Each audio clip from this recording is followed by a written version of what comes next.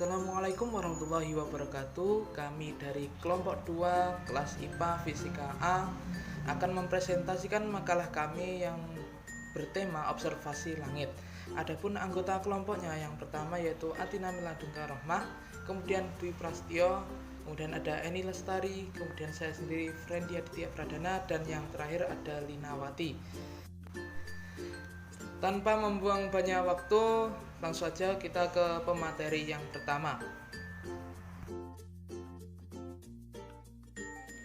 Oke, yang selanjutnya saya akan menerangkan tentang rasi bintang. Rasi adalah pergerakan atau pergeseran bintang-bintang dan akan memunculkan formasi-formasi tertentu. Rasi bintang atau konstelasi bintang adalah sekelompok bintang di langit yang tampak berhubungan dan membentuk suatu konfigurasi tertentu. Suatu konfigurasi ini tertentu memiliki arti sebagai sumber pengetahuan untuk menentukan seperti awal musim kemarau dan musim penghujan, sehingga bisa menjadi pertanda untuk memulai musim tanam ataupun waktu berlayar. Kelompok bintang yang tampak berhubungan ini sebenarnya tidak selalu dalam jarak saling berdekatan. Ada beberapa rasi bintang yang jarak titik bintangnya saling berjauhan. Meskipun jaraknya saling berjauhan dari bumi, terlihat bintang-bintang tersebut membentuk garis yang saling berhubungan. Jarak antara bintang dinyatakan dalam satuan tahun cahaya. Tahun cahaya adalah jarak yang ditempuh cahaya dalam 1 tahun. Jarak matahari ke bumi hanya 150 juta kilometer, sedangkan jarak bintang ke matahari yang terdekat kedua adalah Alpha Centauri yang berjarak 4,35 tahun cahaya, atau jarak bumi ke Alpha Centauri adalah sekitar 270.000 kali jarak bumi ke matahari. Dalam peradaban kuno sebelum Masehi, bintang-bintang memiliki kedudukan yang tinggi. Orang-orang zaman dahulu percaya bintang-bintang di langit memiliki pengaruh terhadap kehidupan mereka di bumi. Mereka melihat bintang-bintang tersebut sebagai suatu pola yang saat ini dikenal dengan istilah rasi bintang. Bintang-bintang yang bertebaran sejak zaman dahulu dijadikan sebagai pedoman arah bagi nelayan saat di laut, dan juga sering digunakan bagi petani untuk menentukan kapan mereka mulai bertaninya. Karena orang-orang zaman dahulu hidup pada zaman mitologi, maka mereka membayangkan rasi-rasi bintang atau konstelasi bintang itu mirip dengan bentuk-bentuk yang ada dalam mitologi mereka. Dan pada dasarnya, penggunaan rasi bintang ini pertama kali dari agama atau kepercayaan. Sedangkan fungsi dari rasi bintang yang pertama ada sebagai petunjuk arah, yaitu sebagai petunjuk arah utara, barat, selatan, dan tenggara. Yang pertama yaitu petunjuk arah utara, ditandai dengan adanya rasi bintang Ursa Major. Rasi bintang yang dikenal sebagai rasi bintang biduk atau beruang besar ini terdiri dari 7 bintang dan muncul sepanjang tahun di langit sebelah utara. Maka dari itu, rasi bintang ini dijadikan sebagai petunjuk arah utara, yang mana untuk mengenalinya sangat mudah karena terdapat salah satu bintang paling terang di ujung konstelasinya. Untuk yang kedua yaitu petunjuk arah barat.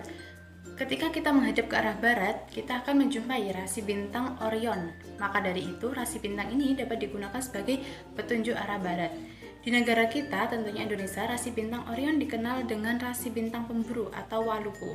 Rasi bintang Orion ini terdiri dari 3 bintang kembar sejajar yang membentuk sabuk Orion dan disebut dengan Orion Belt. Untuk yang ketiga tadi sebagai petunjuk arah selatan, yakni rasi bintang Kruk berbentuk menyerupai ikan pari atau layang-layang. Rasi bintang ini akan tampak ketika kita melihat arah selatan karena bentuk dan arahnya. Rasi bintang Kruk ini juga sebagai rasi bintang salib selatan. Maka dari itu rasi bintang selatan ini dapat dijadikan petunjuk arah selatan. Untuk yang keempat yaitu sebagai petunjuk arah tenggara. Rasi bintang Scorpion atau Scorpius dapat menunjukkan arah tenggara. Rasi bintang yang menyerupai kalajengking ini agak sulit dicari karena konstelasinya yang banyak dan cukup rumit. Karena letaknya yang selalu berada di tenggara, maka gugusan bintang ini jadikan petunjuk arah tenggara. Untuk fungsi dari rasi bintang yang kedua adalah sebagai penentu musim. Dahulu, sebelum adanya kalender yang beredar seperti saat ini, orang-orang terdahulu menggunakan rasi bintang sebagai kalender. Hal ini dikarenakan karena rasi bintang yang muncul di langit akan berbeda di setiap bulannya. Rasi bintang Orion misalnya menandai datangnya musim dingin di negara 4 musim, sementara rasi bintang Summer Triangle muncul ketika musim panas dan musim semi tiba.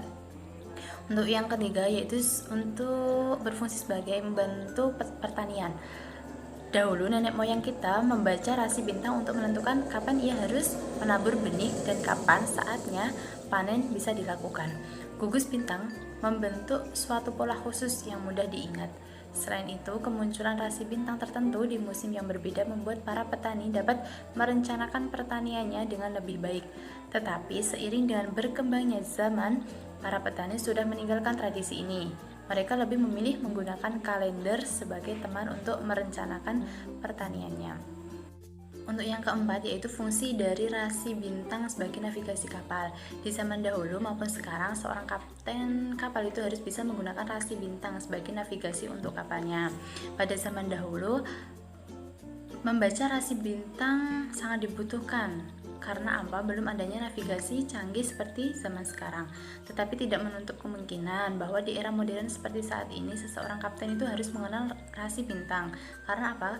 Jika di tengah perjalanan alat navigasi kapal sedang rusak, maka kapten kapal masih bisa menggunakan navigasi yang dimiliki alam, salah satunya yaitu rasi bintang untuk di malam hari, dan ketika untuk siang hari bisa memanfaatkan matahari.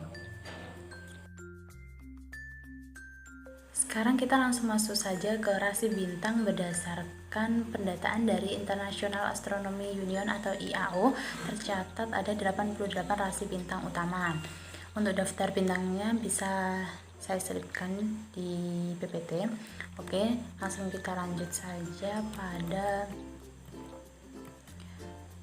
pembagian dari jenis rasi bintang yang terkenal di negara kita. Tentunya ada 12 rasi bintang. Yang pertama yaitu Capricornus, memiliki lambang kambing laut. Ini merupakan bintang yang paling bertekad dan paling berambisi besar di dalam zodiak barat. Orang yang memiliki zodiak Capricorn juga terkenal sifatnya yang dingin, tidak banyak bicara atau mengekspresikan perasaan dan menyimpannya banyak sesuatu pada dirinya. Sebagai salah satu lambang zodiak yang paling stabil, Capricorn selalu menguburkan dirinya dalam pekerjaan setiap hari dan selalu dikelilingi oleh aura yang melankolis, serius dan jarang sekali untuk bercanda, tegas dan tidak mudah goyang. Orang Capricorn sulit untuk dibuat senang. Ini berada pada tanggal 21 Januari sampai 16 Februari, yaitu selama 26 hari. Untuk yang kedua yaitu ada Aquarius, yang berarti pembawa air, yaitu pada tanggal 6 orang yang lahir pada tanggal 16 Februari sampai 11 Maret, yaitu dalam rentang 24 hari ya ini. Mitologi di balik Aquarius itu adanya pangeran tampan yang bernama Ganymedes yang diculik oleh dewa Zeus. Zeus merekrut Ganymedes menjadi juru minum pribadinya, sebuah jabatan yang cukup tinggi di Olympus. Lambat laun, Ganymedes merasa muak dan menuangkan seluruh air, ambrosia dan juga anggur yang ada, sehingga terjadi hujan tak berkesudahan di bumi dan terjadilah air bah. Melihat hal itu, Zeus menyadari tindakannya yang sangat jahat kepada Ganymedes. Akhirnya ia memberikan sebuah tempat di rasi bintang sebagai zodiak Aquarius. Untuk konstelasi dari rasi bintang Aquarius merupakan salah satu rasi tertua sekaligus rasi dari 48 konstelasi yang dibukukan oleh astronomer Ptolemy pada abad kedua. Rasi ini ditemukan di daerah laut karena daerah ini merupakan kumpulan dari berbagai rasi yang berhubungan dengan air, misalnya Cetus, Pisces, dan Eridanus. Untuk yang ketiga yaitu Pisces atau berarti ikan, yaitu orang yang lahir pada tanggal 11 Maret sampai 18 April, yaitu selang waktunya 38 hari ya. Simbol dari zodiak Pisces adalah dua ikan yang berenang berlawanan arah. Kedua ikan itu pernah berjasa dalam Dewi Cinta dan Kecantikan Amphitrite dan Eros. Ketika itu Typhon atau monster paling besar dan paling mengerikan mendeklarasikan peperangan kepada semua dewa Olympus. Seluruh dewa menyamarkan diri untuk menyerang Typhon. Dewi Cinta dan Kecantikannya Aphrodite dan Eros, anaknya, menyelam ke dalam laut dan mengambil 2 ekor ikan. Typhon berhasil dikalahkan. Semua dewa kembali ke bentuk asalnya. Aphrodite dan anaknya merasa berterima kasih atas ikan yang sudah meminjamkan bentuk mereka. Ia lalu memberikan tempat kepada ikan di rasi bintang sebagai zodiak Pisces, zodiak terakhir dalam mitologi zodiak Yunani. Untuk yang keempat ada Aries atau berarti domba, yaitu orang yang lahir pada bulan 18 April sampai 13 Mei, yaitu selama waktunya 25 hari. Kisahnya ini peri awan Nepal mengirimkannya untuk menyelamatkan kedua anaknya, yaitu Prikus dan Hele yang akan dikorbankan kepada para dewa. Lambang tanduk emas pada Aries adalah simbol dari domba tersebut. Ketika menyelamatkan kedua anak peri awan, Nepele salah satunya jatuh dan meninggal. Merasa bersalah, ia terbang ke surga untuk mengorbankan dirinya sendiri kepada para dewa. Atas jasanya inilah Chrysomalus mendapatkan sebuah tempat di para bintang konstelasi Aries oleh Zeus. Ketika rasi bintang Aries muncul pada musim ini, telur burung mulai menetas dan para petani mulai memanen padinya. Untuk yang kelima ada Taurus yang berarti banteng. Ini orang yang lahir pada tanggal 13 Mei sampai 22 Juni, yaitu selama waktunya 40 hari. Dalam mitologi Yunani diceritakan ada seorang putri cantik di wilayah Peloponnesia di Timur Tengah bernama Europa. Putri cantik ini sangat menarik perhatian dewa Zeus. Zeus ini menampakkan dirinya dalam bentuk banteng putih yang mengagumkan untuk menarik hati Europa. Akhirnya Europa ini tertarik dan menaiki banteng tersebut. Mereka pergi melintasi samudera ke sebuah wilayah di Yunani kuno. Namun di sana Zeus merubah dirinya lagi menyerupai elang. Lalu dia berlaku jahat, yaitu memperkosa Europa. Atas tindakan dan perselingkuhan tersebut, Zeus meletakkan lambang benteng di antara bintang-bintang Taurus. Ciri khas dari orang yang berzodiak Taurus ini adalah orang yang bersemangat, ramah, walaupun dia tidak pernah menunjukkan hal itu. Sifat positif dari zodiak Taurus adalah tidak mau memaksakan kehendak kepada orang lain. Dia lemah lembut, ramah, pintar dalam mengambil keputusan dengan tenang dan kalem. Sehingga sifat buruknya dari zodiak Taurus adalah selalu menganggap bahwa dirinya hemat, tamak, serta suka dengan foya-foya. Baiklah, di sini saya akan melanjutkan menjelaskan mengenai rasi bintang. Selanjutnya yaitu ada rasi bintang Gemini yang dilambangkan dengan si kembar. Waktunya itu mulai dari 22 Juni sampai dengan 21 Juli. Atau periodenya selama 29 hari. Jadi selama 6 bulan itu matahari berada di belahan utara Khatulistiwa, dan pada 6 bulan berikutnya itu berada di belahan bumi sebelah selatan Khatulistiwa. Gugusan bintang yang berada di sebelah utara dari Khatulistiwa yaitu ada Aries, Taurus, Gemini, Cancer, Leo, dan Virgo. Adapun di belahan selatan Khatulistiwa itu ialah Libra, Scorpio, Sagittarius, Capricorn, Aquarius, dan Pisces. Tanggal 21 Juni sudah mulai terjadi musim panas. Ketika rasi bintang Gemini ini terbit, maka bebatuan itu menjadi panas. Terus kemudian ada rusa itu mulai berteduh dan ada binatang bunglon itu mulai tinggal di antara cabang-cabang pohon. Bertanda ini sebagai musim panas berada di puncaknya. Kemudian rasi bintang yang selanjutnya yaitu adalah rasi bintang Cancer yang dilambangkan dengan kepiting. Kemunculannya antara 21 Juli sampai dengan 10 Agustus atau periodenya selama 20 hari. Rasi bintang Cancer itu terletak di sebelah barat. Rasi bintang Cancer terletak di sebelah barat dan memiliki ukuran yang kecil serta sinarnya itu redup. Bintang yang paling terang di rasi ini yaitu Beta Centauri atau biasa disebut dengan Altar. Masyarakat Jawa memanfaatkan waktu pada bulan Juni sampai dengan Agustus untuk menanam palawija. Rasi bintang yang selanjutnya yaitu rasi bintang Leo atau dilambangkan dengan hewan singa.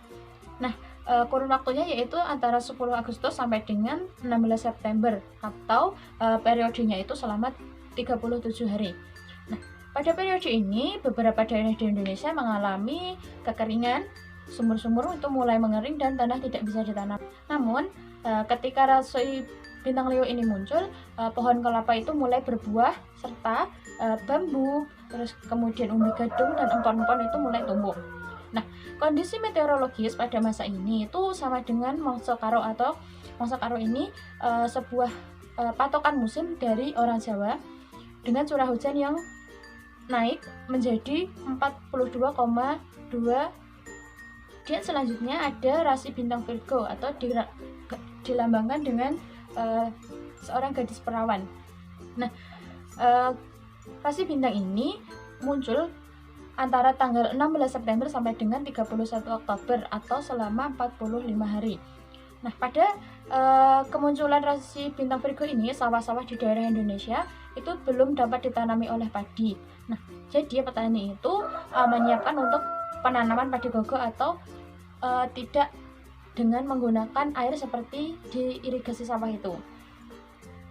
Nah, kondisi meteorologis pada masa ini yaitu sinar matahari itu sekitar 72%, kelembapan udaranya itu 75,5%, curah hujan naik menjadi 83,3 dan suhu udara mencapai 26,7 derajat Celcius. Nah, pada 3 bulan pertama itu peredaran di belahan selatan Khatulistiwa, matahari bergerak melintasi gugusan ketiga dimulai pada 22 September. Nah, jadi pada musim ini menandakan adanya musim gugur pada daerah-daerah yang mengalami 4 musim. Rasi bintang selanjutnya yaitu ada rasi bintang Libra yang dilambangkan dengan timbangan. Nah, kemunculannya yaitu antara 31 Oktober sampai dengan 23 November atau sekitar 23 hari. Nah, pada masa ini sudah mulai turun hujan yang pertama. Para petani mulai mengolah sawah dan membuat irigasi. Kondisi meteorologisnya pada musim ini itu sama dengan musim Mangsa Karo atau musim kedua dalam patokan Jawa. Namun curah hujannya naik menjadi 151,1%. Nah, ketika rasi bintang Libra ini mulai naik di daerah yang mengalami 4 musim itu penduduknya akan merasa mulutnya itu dingin. Nah, karena apa toh? Yang disebabkan itu karena sudah mengalami musim dingin dan mereka itu harus bersiap-siap untuk menyediakan makanan guna untuk mempersiapkan bekal ketika menghadapi musim dingin yang lebih ekstrim. Rasi bintang selanjutnya yaitu ada rasi bintang Scorpius atau biasa kita kenal dengan Scorpio. Itu dilambangkan dengan hewan kalajengking. Nah, periodenya yaitu antara 23 November sampai dengan 29 November atau cuma sekitar 6 sampai 8 hari. Nah, rasi bintang Scorpio ini disebut juga rasi bintang kalajengking karena bentuknya itu mirip kalajengking gitu ya. Rasi bintang Scorpio ini digunakan oleh para pelaut guna untuk menunjukkan arah tenggara atau arah dari timur. Rasi bintang ini memiliki beberapa bintang yang cukup terang sehingga dijadikan patokan dalam penentuan rasi bintang dari rasi bintang Scorpio itu sendiri. Nah, diantaranya yaitu ada Beta, Zeta, Mu, Nit, Psi, dan Omega. Nah, selain itu juga dikenal dengan bintang yang paling terang, yaitu bintang merah raksasa yang bernama Antares. Nah, ketika bintang Scorpio ini mulai naik atau mulai muncul, maka saluran air ini akan mengalami pembekuan atau sudah beku gitu ya. Nah, belalang mulai mati dan es mulai bermunculan. Jadi rasi bintang ini itu digunakan sebagai penanda musim dingin, dan hewan seperti anjing maupun orang-orang itu sudah menderita karena dinginnya itu sudah ekstrim seperti itu. Kemudian selanjutnya ada rasi bintang Ophiuchus atau pawang ular. Nah, ini mulai dari 29 November sampai dengan 18 Desember atau periodenya itu selama 19 hari. Nah, ketika rasi bintang Ophiuchus ini naik atau muncul, sawah-sawah ini sudah kembali hijau dan air itu sudah mengalir dengan jernih. Nah, musim ini ditandai dengan melimpahnya berbagai jenis buah-buahan yang sudah mulai berbuah seperti durian, mangga, rambutan, dan manggis. Nah, pada musim ini juga petani sudah mulai membajak sawahnya, dan selain itu ada burung belibis yang mulai mencari mangsa di kolam-kolam, dan ada beberapa hewan seperti kecoa dan lipas banyak ditemukan di parit atau sungai. Kondisi meteorologis pada musim ini itu sama seperti sebelumnya, namun curah hujannya sudah meninggi, yaitu sekitar 402,2. Kemudian selanjutnya ada rasi bintang Sagittarius atau dilambangkan dengan si pemanah, yaitu pada tanggal 18 Desember sampai dengan 21 Januari atau sekitar 34 hari. Nah, rasi bintang Sagittarius ini memiliki 3 bintang yang paling terang, yaitu Epsilon Sagittari atau Caus Australis, Sigma Sagittari atau Nonki, dan Zeta Sagittari atau Askelae. Kemudian selanjutnya ada rasi bintang Ursa Major. Nah, Ursa Major ini lebih dikenal dengan beruang besar, atau pada masyarakat Indonesia itu pada umumnya dikenal dengan rasi bintang biduk. Rasi bintang ini tersusun dari 7 bintang yang membentuk pola seperti bagian dari ekor beruang dan pola yang juga seperti sampan. Kemudian selanjutnya ada rasi bintang Ursa Minor. Nah, seperti halnya Ursa Major tadi, rasi Ursa Minor itu juga terletak di langit bagian utara, dan biasanya keduanya memang saling berdekatan. Nah, rasi bintang ini memiliki bentuk yang hampir sama dengan Ursa Major, tapi yang berbeda itu di bagian ekor. Nah, Ursa Minor ini berukuran lebih kecil dan ekornya itu lebih panjang daripada Ursa Major. Nah, karena itu Ursa Minor ini juga sering disebut dengan beruang kecil. Nah, Ursa Minor itu cukup dikenal karena terdapat bintang Polaris, yaitu bintang utara yang sering digunakan sebagai petunjuk arah bagi para pelaut. Nah, Polaris sendiri merupakan bintang yang paling terang di Ursa Minor ini. Kemudian selanjutnya ada rasi bintang Kruk. Nah, pada rasi bintang ini dikenal sebagai rasi bintang petunjuk arah selatan. Nah, pola yang ditunjukkan oleh rasi bintang ini adalah bentuknya yang menyerupai tanda salib ya. Rasi bintang Kruk ini dikenal sebagai rasi bintang layang-layang oleh masyarakat Indonesia. Rasi bintang Kruk ini digunakan sebagai petunjuk arah selatan dan penanda bahwa musim kemarau itu telah tiba bagi masyarakat di Indonesia. Selanjutnya ada rasi bintang Orion. Nah, rasi bintang Orion adalah rasi bintang yang menunjukkan arah barat. Ini merupakan rasi yang paling mudah dikenali dengan mata telanjang. Ciri khas dari rasi bintang Orion adalah terdapat 3 bintang kembar yang berjejer membentuk sabuk Orion. Nah, ketiga bintang tersebut yaitu ada bintang Delta, Epsilon, dan Zeta. Bintang yang paling terang pada rasi ini yaitu bintang Rigel, yang merupakan bintang paling terang ketujuh di langit malam. Rasi bintang Orion itu dikenal dengan rasi bintang pemburu. Bentuknya itu seperti seorang pemburu yang sedang memegang pedang dan sebuah tameng. Pada rasi bintang Orion dikenal juga sebagai penanda bahwa musim hujan itu telah tiba. Oleh karena itu, rasi bintang ini dijadikan suatu tanda oleh masyarakat Indonesia pada zaman dahulu untuk mulai menggarap sawah dan ladangnya. Dan selanjutnya ada rasi bintang Aquila. Nah, rasi bintang Aquila dalam bahasa Latin itu artinya burung elang, yang letaknya itu di langit bagian utara yang dekat dengan ekuator langit. Nah, Aquila memiliki bintang yang paling terang yang bernama Altair, membentuk Altarisme yang menonjol ke langit bersama 2 bintang lainnya, yaitu Deneb atau Cygnus dan Vega atau Lyra. Nah, ketiganya ini dikenal sebagai segitiga musim panas atau the summer triangle. Nah, jarak Altair ke bumi itu cukup dekat sehingga bisa dilihat dengan mata telanjang atau tanpa menggunakan alat bantu. Nah, itu mungkin penjelasan mengenai jenis-jenis dan ciri dari rasi bintang. Kemudian selanjutnya akan dijelaskan mengenai koordinat azimut dan koordinat Assalamualaikum warahmatullahi wabarakatuh. Saya Dwi Prastio dari kelompok 2 ingin menjelaskan tentang bagian-bagian bola langit. Sebelum itu, apa sih bola langit? Nah, dalam istilah astronomi, bola langit adalah bola khayal dengan radius tak hingga yang tampak berotasi konsentrik koaksial dengan bumi. Kenapa disebut dengan bola khayal? Hal ini dikarenakan sesungguhnya bola langit itu tidak benar-benar ada. Hanya saja karena ruang cakrawala ini amat luas, maka para ahli menganggap bola langit itu ada. untuk memudahkan penyelidikan di angkasa raya sehingga benda-benda langit dapat kita nyatakan lebih mudah di mana letaknya dan bagaimana hubungannya dengan satu benda langit dengan benda langit yang lain.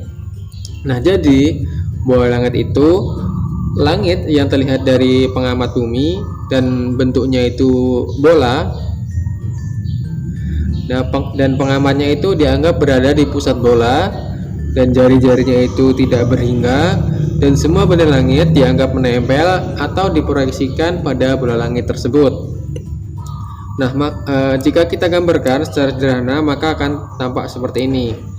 Jika di sini bumi, maka akan dianggap ada kutub langit utara, kutub langit selatan, dan ada ini bola langit yang berputar, dan ada ekuator langit. Nah, pada bola langit terdapat lingkaran-lingkaran yang disebut dengan lingkaran besar dan lingkaran kecil. Lingkaran besar adalah lingkaran bola langit yang pusat lingkaran adalah pusat bolanya. Dan lingkaran kecil adalah lingkaran pada bola langit dengan lingkaran pusatnya itu berada di bukan pusat bola. Nah, pada bola langit terdapat beberapa titik-titik istimewa dan juga beberapa lingkaran besar yang istimewa.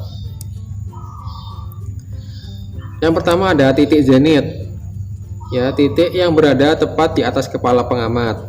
Yang kedua ada titik nadir atau N, ya, titik yang berada di tepat di bawah kaki pengamat. Dan titik kardinal yaitu adalah 4 titik arah mata angin, ada utara, timur, selatan, dan barat. Dan ada pula titik kutub langit, yaitu perpanjangan kutub-kutub bumi ke langit. Ada kutub langit utara KLU dan kutub langit selatan KLS. Garis yang menghubungkan KLU dan KLS ini adalah sumbu putar dari gerakan bola langit. Kemiringan KLU dan KLS itu sama dengan lintang geografis pengamat di bumi, ya. Jika pengamat berada di lintang selatan, maka KLS berada di atas horizon atau di atas titik selatan. Jika pengamat berada di lintang utara, maka KLU di atas horizon atau di atas titik utara.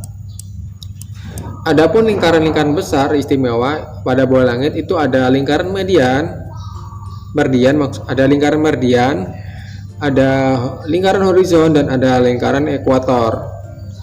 Yang selanjutnya akan dijelaskan oleh Mas Friendly. Bismillahirrahmanirrahim. Assalamualaikum warahmatullahi wabarakatuh. Saya Friendly Aditya Pradana akan meneruskan penjelasan dari Mas Dwi mengenai bola langit pada subbab klasifikasi tata koordinat bola langit. Seperti yang telah kita ketahui sebelumnya bahwa bola langit merupakan garis imajiner yang memotong bola dunia menjadi beberapa bagian. Adapun tata koordinatnya itu ada 3, yaitu tata koordinat horizon, tata koordinat ekliptika, dan juga tata koordinat ekuator.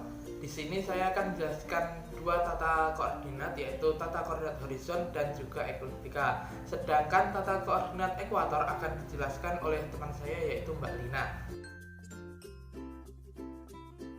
Yang pertama yaitu tata koordinat horizon. Tata koordinat horizon ini berguna dalam melakukan pemetaan bola horizon bumi. Beberapa bagian penting dalam tata koordinat horizon meliputi yaitu zenit, nadir, kemudian 4 arah mata angin, dan juga altitude dan azimut. Adapun penjelasannya dapat dilihat pada gambar di samping. Pada tata koordinat horizon ini memiliki beberapa unsur, yaitu zenit, suatu titik yang berada di atas pengamat, kemudian ada nadir, titik yang berada di bawah pengamat, kemudian ada 4 arah mata angin yang membagi bola langit menjadi 4 bagian yang sama besar, yaitu memiliki sudut 90 derajat, kemudian ada azimut dan altitude. Adapun azimut di sini yaitu garis yang ditarik dari arah utara ke arah timur sehingga membentuk suatu sudut. Kemudian altitude di sini yaitu ketinggian dari objek, bintang, atau benda langit yang diukur dari garis horizon menuju ke zenit. Adapun sistem tata koordinat horizon di sini memiliki kelemahan dan juga kelebihan. Adapun kelebihan dari sistem koordinat horizon di sini yaitu yang pertama praktis, sederhana, langsung mudah dibayangkan letak benda pada bola langit. Yang kedua yaitu dalam sistem koordinat horizon bumi dianggap sebagai titik yang besarnya diabaikan terhadap bola langit. Pusat bola langit juga merupakan pusat bumi. Sedangkan kelemahan dari sistem koordinat horizon di sini yaitu yang pertama, tergantung tempat di muka bumi. Jadi tempat di muka bumi itu berbeda, maka horizon tersebut juga berbeda. Yang kedua yaitu tergantung waktu. Jadi jika waktu itu berubah, maka horizon pun ikut berubah. Yang kedua yaitu tata koordinat ekliptika. Tata koordinat ekliptika berfungsi untuk memetakan posisi suatu benda langit yang nampak ataupun tidak nampak di atas bola langit berdasarkan bidang edar bumi mengelilingi matahari, di mana kemiringan edar bumi sebesar 23,5 derajat dari garis ekuator. Dengan kata lain, tata koordinat ekliptika ini sesuai dengan tata koordinat ekuator sistem RADEC, namun berbeda bidang pengamatannya. Lebih lanjut, tata koordinat ekliptika ini dibagi menjadi dua, yaitu koordinat lintang ekliptika dan juga koordinat bujur ekliptika. Koordinat lintang ekliptika di sini disebut sebagai lintang langit yang diukur dari bidang ekliptika yang bertanda positif ke arah kutub utara ekliptika berkisar positif 90 derajat hingga minus 90 derajat. Yang kedua yaitu koordinat bujur ekliptika. Koordinat bujur ekliptika disebut juga bujur langit yang diukur dari titik Aries, yaitu titik perpotongan antara garis ekliptika dan juga garis ekuator, sepanjang yang bertanda positif searah dengan asensio rekta positif atau berlawanan dengan arah putaran bola langit. Koordinat ini diukur dari 0 derajat sampai 360 derajat. Seperti yang dapat dilihat pada gambar di samping, yaitu koordinat ekliptika di sini merupakan sebuah lingkaran yang memiliki kemiringan 23,5 derajat sehingga memiliki kutub utara dan kutub selatannya sendiri yang tegak lurus dengan lingkaran ekliptikanya. Pada koordinat ekliptika ini dikenal dengan beberapa istilah. Yang pertama yaitu solstice, adalah titik paling tinggi dan paling rendah dari ekliptika. Kemudian ada summer solstice, yaitu garis balik utara pada tanggal 22 Juni. Kemudian winter solstice, garis balik selatan, yaitu tanggal 22 Desember. Kemudian ada titik Aries yang disebut sebagai titik nodal naik, dan juga titik Libra yang disebut juga titik nodal turun. Jadi karena arah gerak dari ekliptika ini berlawanan dengan arah bola langit, maka titik utama atau titik awal dari ekliptika ini berada pada titik Aries.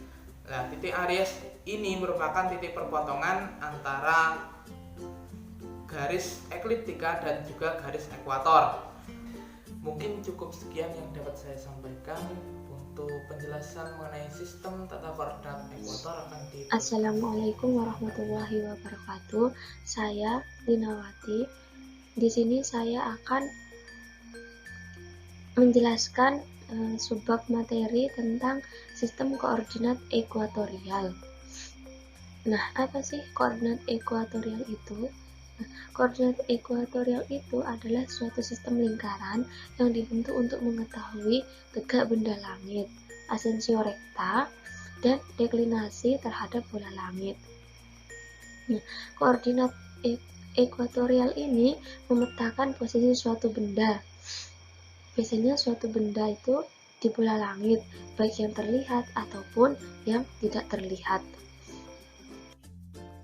Nah, sistem koordinat ekuatorial ini ialah sistem koordinat bola dengan khatulistiwa langit sebagai ekuator dalam kurung lingkaran tengah dan garis normal dari khatulistiwa langit yang menembus bola langit pada kutub lintang utara KLU.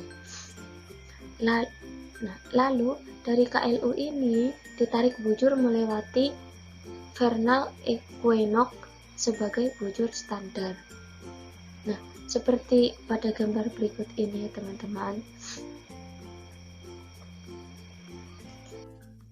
Nah, dalam sistem koordinat ekuator ini, letak suatu benda langit pada bola langit dapat ditentukan oleh yang pertama itu ada asensio recta. Nah, diberi tanda seperti ini ya, yaitu merupakan jarak dari vernal equinox ke bujur bola langit diukur melalui lingkaran waktu dan dihitung dengan derajat, menit, dan juga detik. Kemudian yang kedua itu deklinasi. Itu diberi tanda seperti ini ya teman-teman, yaitu jarak dari suatu benda langit ke ekuator langit diukur melalui lingkaran waktu dan dihitung dengan derajat, menit, dan detik juga.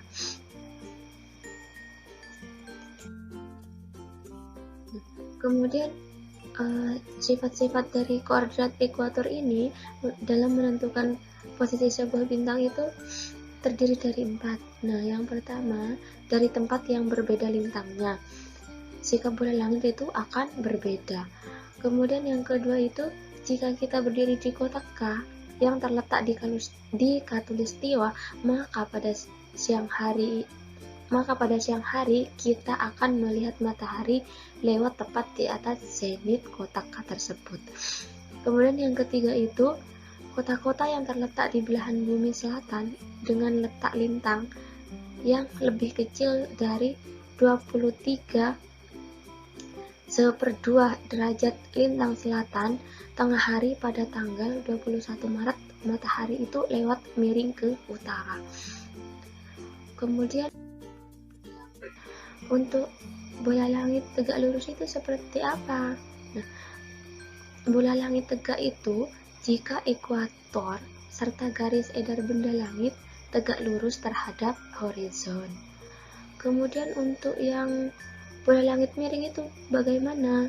Nah, bola langit miring itu jika ekuator serta garis edar benda langit miring terhadap horizon dengan tingkat kemiringan bola langit itu berada pada lintang pengamat antara 0 derajat dan 90 derajat atau antara 0 derajat dan 90 derajat lintang selatan.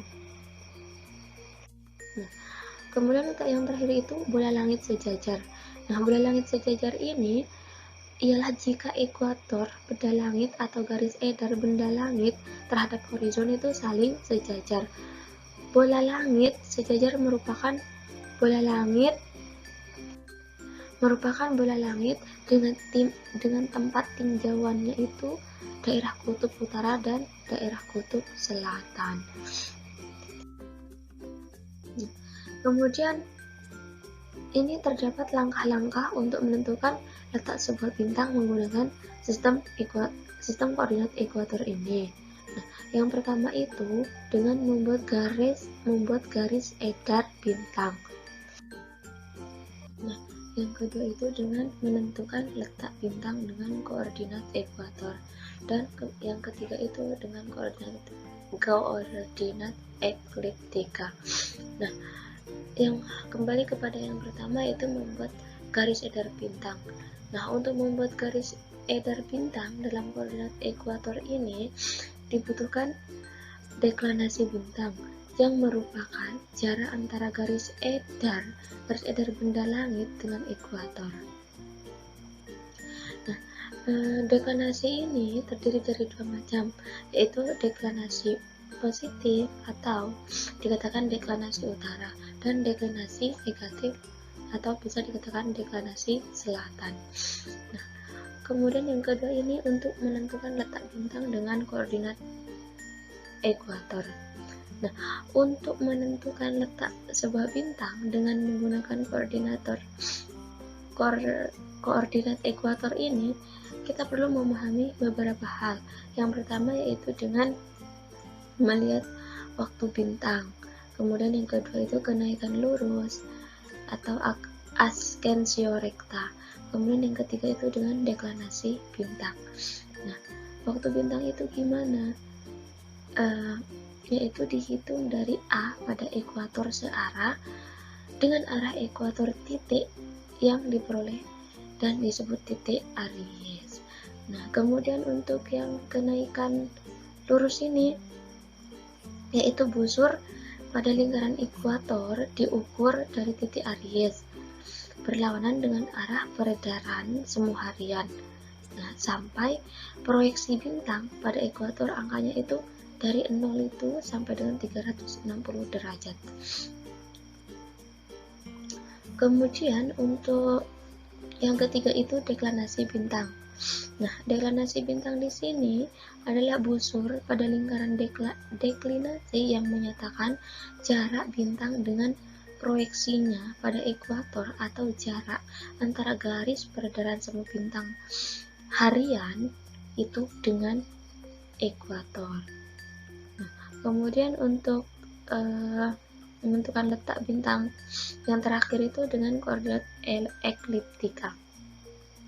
Nah, dengan menggunakan koordinat ekliptika ini, yaitu dengan memotong ekuator langit pada dua titik, yaitu titik pertama Aries atau vernal equinox atau dikatakan dengan musim semi, dan titik kedua itu autumnal equinox atau bisa dengan dikatakan musim gugur.